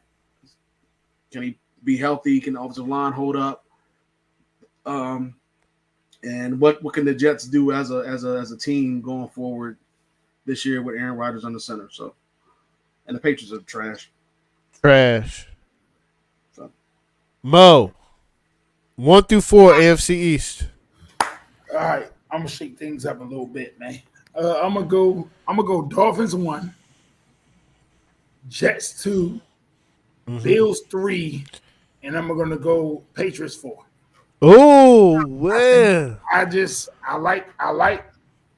like Miami, what they're continuing to do. I let me tell you this. The only reason I didn't put Jets 1 is because I need to see the offensive line. And I need to see Aaron Rodgers. If I see Aaron Rodgers and I see the O-line produce the way I think they might produce, then I might change my mind as far as number 1 and number 2. But I'm not coming off of Bills being number 3. I just feel like even with good coaching, they lost too much. And I think sometimes I think this year they're going to force Josh out in the press a little bit more than he needs to. Okay. All right. Okay. The Bills struggled last year too, out the gate. You said what? So the Bills struggled last year too. They did. They did. Full complement of players that they had that they don't have anymore. So nah, they did. They struggled. They struggled. All right. Craig, AFC North. Ooh. This is the best division in football. It's the best division of football. It's tough between the 1 and 2. I wouldn't be surprised with this one. Let me go Ravens 1, Bengals 2, Steelers 3, Browns 4. Oh. I think the Browns take a step back. Okay. I'm not a fan of Deshaun unless Deshaun. I need to see more from Deshaun. I need to see Texans Deshaun. Steelers, they're always in the conversation because they haven't had a losing record under Tomlin. So, and then I want to see who comes out, Wilson or Fields in terms of their quarterback. That's going to determine a lot for this team. The Bengals are going to be back, even though they lost Mixon and they lost Boyd, and they had the issue going on with Higgins. But I think as long as Burrow is healthy, they'll be fine. And then Lamar Jackson. I'm still not sold on their wide receivers. I haven't been sold on them. I mean, I think Zay Flowers is really good. But besides him, I want to see if they can get a number 2 because Bateman hasn't been that guy. And then they're running that situation with Henry at his age. Is he going to be able to keep doing that full workload that he had in Tennessee? Yeah. Mo, AFC North 1 through 4. This is tough. I'm gonna go to the champs lose. I'm gonna go with champs. I'm gonna go Ravens 1, Cincinnati 2. I'm gonna go Pittsburgh. I'm gonna go Pittsburgh 3, and I'm gonna go Cleveland 4, but I'm gonna say this: Deshaun, like Craig said, Deshaun Watson's play can make the difference between them being 2 and 4. If Deshaun Watson remotely shows anything what he did in Houston with that defense, I can easily see them being at least no worse than 2 in that division. Because you're talking about an elite defense, and if he gives them anything, like they returned Cooper, they brought Cooper back, they brought then they added receiver, they brought Cooper back, added Jerry Jeudy. He does. So if Woodland can give him anything, if Watson can give him anything, I think that could make the difference between them being 4 and 2. I agree with both of y'all. I'm telling you right now, for the AFC North, I think it is the best division of football. I have the Ravens, Bengals, I have the Browns, and then I have the Steelers. But I mean, this is just the initial thought. So more thought has to go into Russell Wilson. I gotta see with him, man. I'm gonna be honest. I don't know. But I know Cleveland they have a really good team and a really good coach. So that tends to win out in the NFL. Mo, AFC South. Ooh. I don't think they had a repeat in a long time, right? I'm not mistaken, right? Nah, but I'm gonna go repeat this year. I'm gonna go Houston. This. Yeah. What you gonna do? Shout out to Corey, man. I'm gonna go Houston. I'm gonna go Colts. I'm gonna go Jacksonville, and I'm gonna go Tennessee. Woo! Craig. Yeah, I got the same as Mo. Houston, Indianapolis, Jacksonville, Tennessee. I think Anthony Richardson was playing. He's playing really, really well until he got hurt. So good. I think if he can play like that and just stay healthy, I think they can get the number 2. And then the Jaguars, they're going to be in the mix, but depends on Trevor Lawrence. Is he that guy? I'll be feeling a little bit different about him. But Let's see if he's that guy. Yeah. We'll see. I have the Texans, the Jags, the Colts, and the Titans. I think the Titans are gonna suck. The Colts and the Jags are gonna be really close. I think it could be switched either or. But right now, I trust the quarterback more, Jacksonville, than Anthony Richardson. I haven't seen Anthony Richardson play yet. That's the only reason. And listen, this could change. This is not set in stone. This is really super early. Like super early. All right. AFC West. I'm gonna start this one out. I think it's pretty easy. I'm gonna go Chiefs, Chargers, Raiders, Broncos. I think the Chiefs. I don't know. I don't know if I'm gonna pick them to go back to back. I don't know yet. But the Raiders are good. They have a great team around them. I just think the Chargers. That Raiders-Chargers is going to be something to watch out for. But I pick quarterback over. That's how I pick all the time. So I think with Harbaugh there, Herbert's going to be different. And I'm not a believer in Bo Nix. Yeah. So tough in AFC. Craig, AFC West. I agree with you. I got the same. Might be the easiest. It might be the easiest. It was kind of like a what you call it? By default, because the Chiefs obviously far and away the best team in that division. The rest of these 3 teams, I mean, you got Herbert, who's the best quarterback, but they lost a lot of pieces on that offensive side. So I want to see what happens there. But I just don't believe in the Raiders with their offense, even though they have Devontae. I don't know what to expect from the Raiders at all. But because their quarterback, Aiden O'Connell, I don't know. And then the Broncos, they're just a mess. I mean, so I can't go with them either. But even though they did win 8 games last year, the Chargers, yeah, I'm going Chiefs, Chargers, Raiders, Broncos. Woo, Mo, who you got in order? I'm gonna go right now. I love Harbaugh, but I gotta see the run game because right now in the receivers, I'm gonna go Chiefs, Raiders, Chargers, Broncos.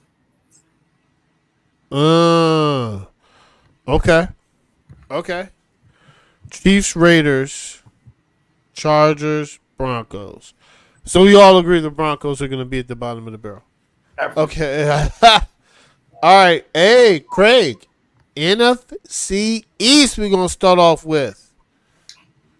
Who hasn't had a repeat division winner? Not having a repeat. Yeah. Oh, you said they are? No. I said you talk about not having a repeat. Yeah. Yeah, they have a repeat. This one hasn't had a repeat since 2000. Well, it's going to be 20 years. So I think they get another one. I'm going Eagles, Cowboys, Commanders, Giants. The Giants are horrible.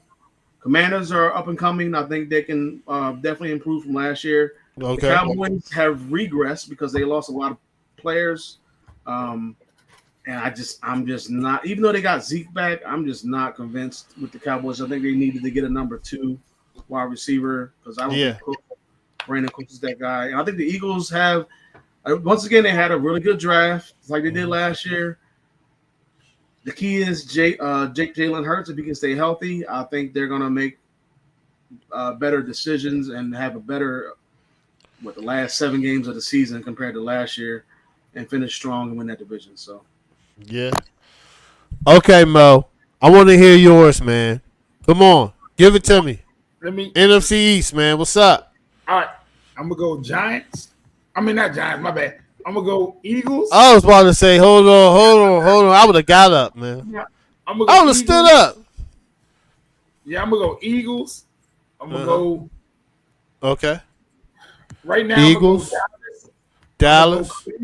I'm gonna go Giants, and I'm gonna tell you the only reason I didn't put, and I know people might stand up and look at this.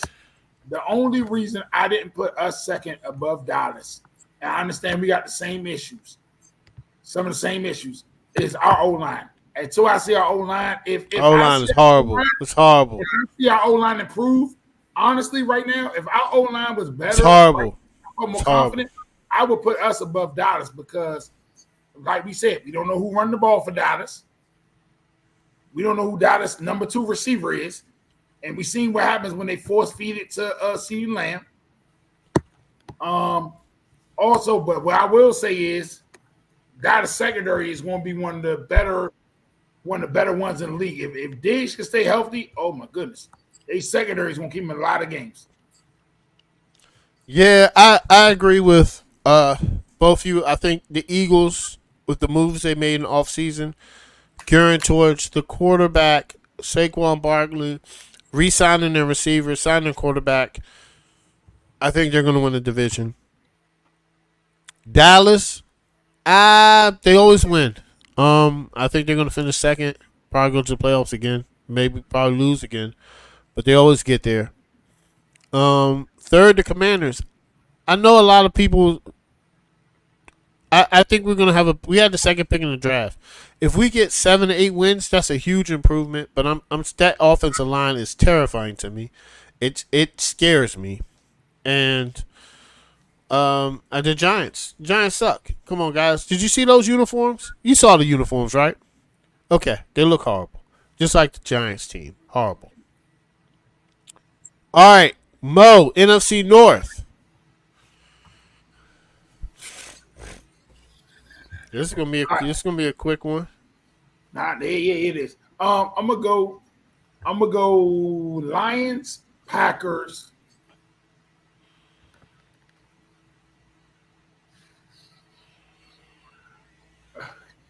I'm gonna go Vikings. Bears. Okay. All right, Craig. All right. No. You said you going Lions, Packers, Vikings, Bears. Yeah, and this is the reason why. Oh. The difference. Hold up. The difference between the. All right, so hold up. The difference between the Vikings and the Bears is because all together, if this makes sense to you, I don't know about the Bears O line, and because I've seen the Vikings wide receiver core and skill position work together already. I'm not saying the Bears' skill position can be better, but I have not seen them yet. So my position might change. I might see them and I might be like, oh, wait a minute. But right now, if I'm going on total roster right now and what I've seen produce on a consistent basis, I'm gonna go. I trust Minnesota more as a team right now than Chicago, even though Chicago technically on paper might be the better roster. Okay. Wow. All right, Craig. All right, Mo. That's pretty big. That's pretty big, Mo. You know what? I'm going Green Bay 1, Detroit 2, Chicago 3, and Minnesota 4. As of now, I know the Lions had a great year last year and everything like that. They're riding high. They're going to have a first place schedule coming up this year, so that might set them back a little bit. I think Green Bay is ready to ascend in that division, and I mean, I think it's going to be close as of right now. I might change my mind in a couple months. Yeah. But I'm going Green Bay 1. Chicago, I think Chicago's roster has improved from last year. Okay. And I think Minnesota's schedule out the gate is going to hinder them. And then they're going to end up starting a rookie quarterback. And I think Caleb Williams is already going to be adjusted to everything that's going on in the NFL and improve on what they were able to do last year, especially with that roster that they got on offense and defense for that matter. So, yeah, that's where I'm going with. Yeah, so I kind of agree with you guys. I got the Lions, Packers. I think that's going to be something to watch. It's going to be a good race, but I got the Lions, the Packers, the Bears, and the Vikings. Mo, I understand. Who's a better quarterback, Caleb Williams or Sam Darnold? I'm going to pick. I think Caleb is better than him, and he hasn't played a snap. I think the Bears are going to finish third in that division. I just think the Vikings are not in rebuild mode. They have a good team. I'm just basing it on the quarterback play. I think they have a good team. I'm not sold on Sam Darnold. He sees ghosts. And they're not at night. They're on the football field. So I don't know what that means. Anyway, NFC South. This is going to be an interesting one. But I'm going Falcons, Bucks, Saints, and then Panthers. Craig, sorry. Craig, your favorite division, because your team's in there, of course. It is. His team is in there. NFC South, man. His team's in there, man. That's the division he pays attention to the most. Yeah. I got the same thing. Falcons, Bucks, Saints, Panthers. I mean, it's pretty much between the Falcons and the Bucks to me. The Falcons Falcons improve with their quarterback as long as he stays healthy. I think the Falcons win that division. The Bucks, I mean, they have a really good roster. Baker Mayfield played great last year, although his coach is not there anymore. So I don't know if that might set him back a little bit, but he still has Mike Evans and Rashad White or whatever. Yeah. And Chris Godwin as well. So, and the Saints, I just don't trust. I don't trust Derek Carr against good teams. Last year, his numbers and his record against really good teams was horrible. When he plays bad teams, he looks like Joe Montana or something. But yeah, and the Panthers are just a mess. It is what it is. Yeah. Mo. All right, so I'm going off of what I think might happen than what is currently happening right now. But I agree. I'm going to go Falcons. I'm going to go Tampa. I'm going to go New Orleans. I'm going to go Carolina. One nugget here is Kirk Cousins staying healthy and playing well. What I do think is going to happen is he won't survive this. He will survive the season, but not the whole. He will be fired. If New Orleans will fire Dennis Allen for finishing third, he's been there long enough, and with the talent there, third, and he will be the only coach let go. Jeez. I don't think there's a pass for that division getting better. I think he's been there long enough. And I think New Orleans is not going to let him slide for getting third in that division. Yeah, I agree. I agree. I think this is his. I mean, if they get third place in that division, it's probably time for him to go. And then they got to make a decision on Derek Carr because they might start over. They're going to have to. Yeah. You know, they're going to have to draft a quarterback or get a free agent. Bridge. And bring Bridge and bring their Bridge. Yeah. Yeah, man. All right. Oh, dang. This is the last division. Craig. Mo, start off with you. The NFC West. Last division, which is crazy. Yeah, this is a big one. Come on now. What's up? What's up? I got you. San Fran. Rams. Seattle, Arizona. Okay. I think San Fran, it is some injuries that we're waiting for people to come back off of, but I think they're going to be motivated. Rams, I think they're going to take a step forward. That receiving core, they added some pieces. They drafted well. They had some pieces. I think they're going to go well.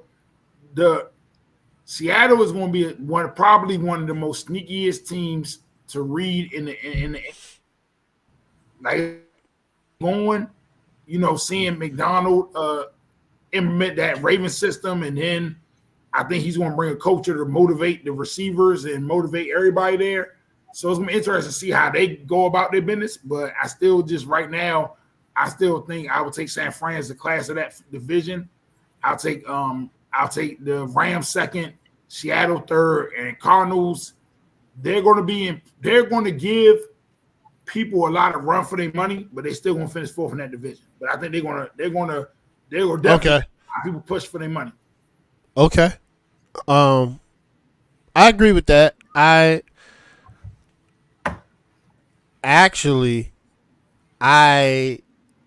have something a little different. I have the Rams, the 49ers, the Seahawks, and the Cardinals. I think San Francisco has a great team. It's that Super Bowl hangover is hard when you lose it. I just think the Rams are going to come out focused. I'm not saying San Francisco won't be good. I just don't think they're going to win a division. I still think they're going to go to playoffs. Like Bo, I love what you said about Arizona. I think in Seattle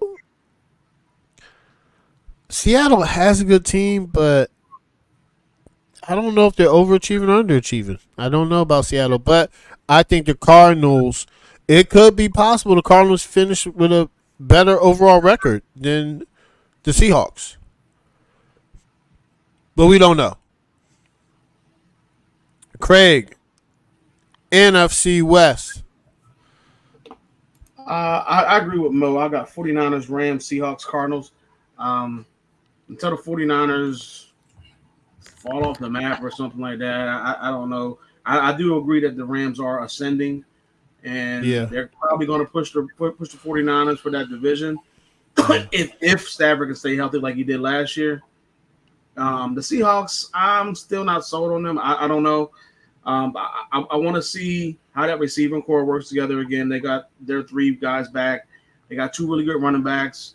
They got two really good corners. But outside of that, I don't really know what to expect from them.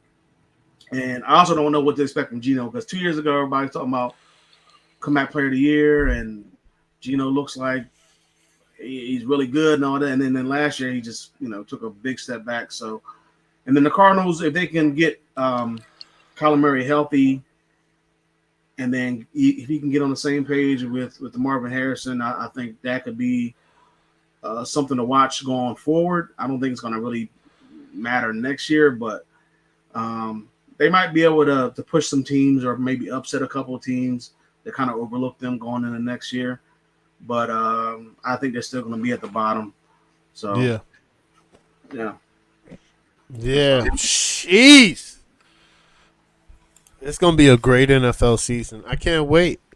Shout out to Bronny James. He had his pro day today.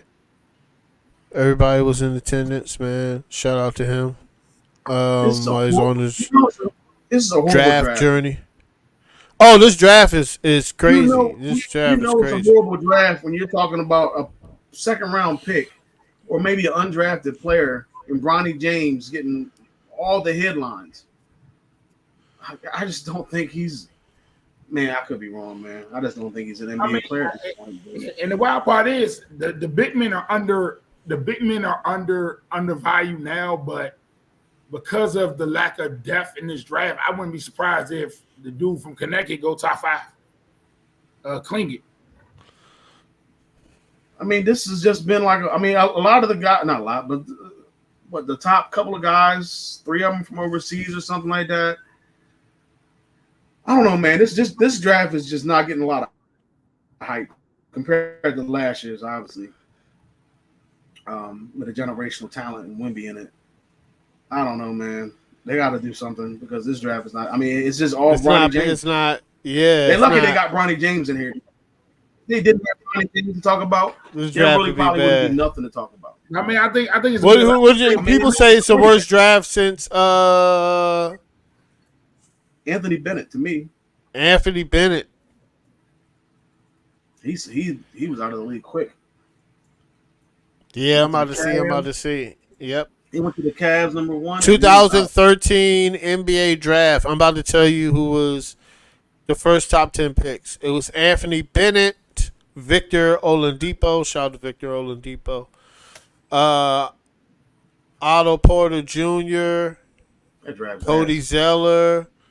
Alex Lynn, New Orleans Noel, Ben McMore, Lord mercy, Ben McLemore. I'm sorry, Caldwell, Katavius Caldwell Pope, Trey Burke, and C.J. McCollum. Shout out to C.J. McCollum. Yeah, he been the best out of that draft. If you redo that, Giannis was. If you redo that, Giannis would go number 1. Giannis. Giannis. But Giannis was 15th. I don't even think he was a lottery. I think the top 14 a lottery. Top 14.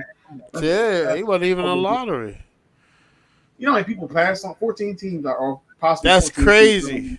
Cleveland could have Giannis and been straight. Wizards. Yeah. Magic.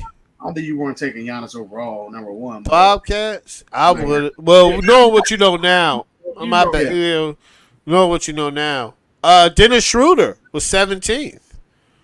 Shout out to him. Tim Hardaway Jr. Rudy Gobert was 27th. He's a Hall of Famer. Okay, so yeah, he is. I mean, four defensive players of the year, yeah, you got it. Steven Adams, Kelly Olynyk. All right, you got some steals that had Shea Larkin, solid careers, but no. The only probably 2 Hall of Famers are Rudy and Giannis, and they weren't even lottery picks. Right. Because if you did that draft over, they're probably going 1 and 2. Oh yeah, they definitely going top 5. Yeah, both of them. If you knew what you knew now, yeah. But yeah, there's no clear number 1 in this draft, which is always scary when there's no clear number 1. Like, everybody knew Caleb was coming out number 1. If he didn't be number 1, it would have been Jaden or Drake May. Right? Trevor Lawrence is the number 1 pick. Like, you know when people are the number 1 pick. But, like, not to have a number 1 pick, Mo. Like, Anthony Edwards was, everybody knew, like, okay, he's going to be picked number 1. You know what I'm saying? LaMelo Ball was picked number 2 that year. There's, like, look at the Luka draft and Trae Young. Like, this is not a deep draft. So, good luck. Good luck. Good luck, man. Let me look at this. Hold on. Let me look at this NBA mock draft. Let me see. I'm hoping they can find some diamonds in the rough out of it. All right, they're saying Zakir Richards. They're saying Alex Starr. A lot of people saying Alex Starr's a good. I keep hearing his name up top. Yep, Donovan, Connecticut, that center. Mo's talking about. He's projected go number 3. Nikola Topic is number 4. Steven Castle's number 5. Reed Shepard. I mean, these players could be great, but I don't. Nobody's standing out to me. Nobody is standing out, man. Maybe about 5 years from now, maybe you talk about this draft in a different light. But just looking at it from right now, it doesn't seem like a popular NBA draft or with some big time players in it. No, I don't know. It really wasn't that big time player in college either, except for there were a couple, but I mean Luka Garza. Zach Edey was definitely, I guess, like a big name or one of the biggest names. Yeah, I don't even Zach think. Edey. Damn, they got him 14th. I don't think he's that. Yeah, he's going 19th. And what I'm looking at, I'm like, God, I see him going 14th to the Blazers. I don't that's think he's crazy. I think he's too slow. People might compare him to Luka. I mean, I'm not Luka. Jokic. I don't know how you can do that. Just I don't because know you see a either. big guy, he's not as skilled as Jokic is. I don't even think he's as skilled as Luka Garza in terms of offensive game because he can't shoot like Luka Garza could. And Luka Garza was a second round pick. He's on the I think he's on the Thunder. Yeah, he's on Thunder. He on one of the teams that was in his playoffs and he wasn't getting no bump. Yeah. I think he's on the Thunder. I think, but hold on, I'm about to tell you right now. I do not agree with that dude being a first round pick. Hey, Timberwolves up. He's on Minnesota. He's on Minnesota. Yeah, Minnesota. Oh, he's on Minnesota. Timberwolves up on they are 41, 43-41. It's about 5 minutes left. I wouldn't be surprised. Luka doesn't win a lot of game one. He doesn't win a lot of game one games. Kyrie already got 15. Yeah, let's see. I hope so. He did in that set. Yeah, he's gonna have to. He's gonna have to bring it. He's gonna have to average 30. Dang, man, this is crazy. This is not a good draft. They said Zach Edey keeps pushing up the board. Nah, get out of here with that. Somebody gonna make a bad decision was taking him. In my opinion, I don't think he's that good. I think he's overrated. Tyler Hansborough was a first, and I love Tyler Hansborough. He's a first round pick. He wasn't good. Yeah, he wasn't. I liked him too coming out of college. I didn't. I mean, I liked him. I liked him in college. I didn't like him coming out. I didn't think his game was going to transfer. I love Tyler Hansborough in college. He just didn't translate. He's a beast. Same thing with Cody Zeller from Indiana. He didn't. Yep. He was top 5 pick, I think. Yeah, top 5 pick. He just wasn't good. Yeah. Better than his brother, but which is crazy.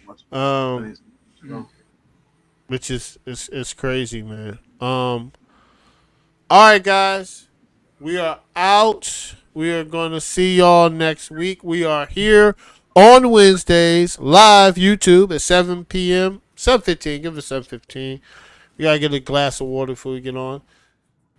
And, go through TSA when we get on this flight. So, we'll be back. And you can catch us on all the podcasts, Spotify,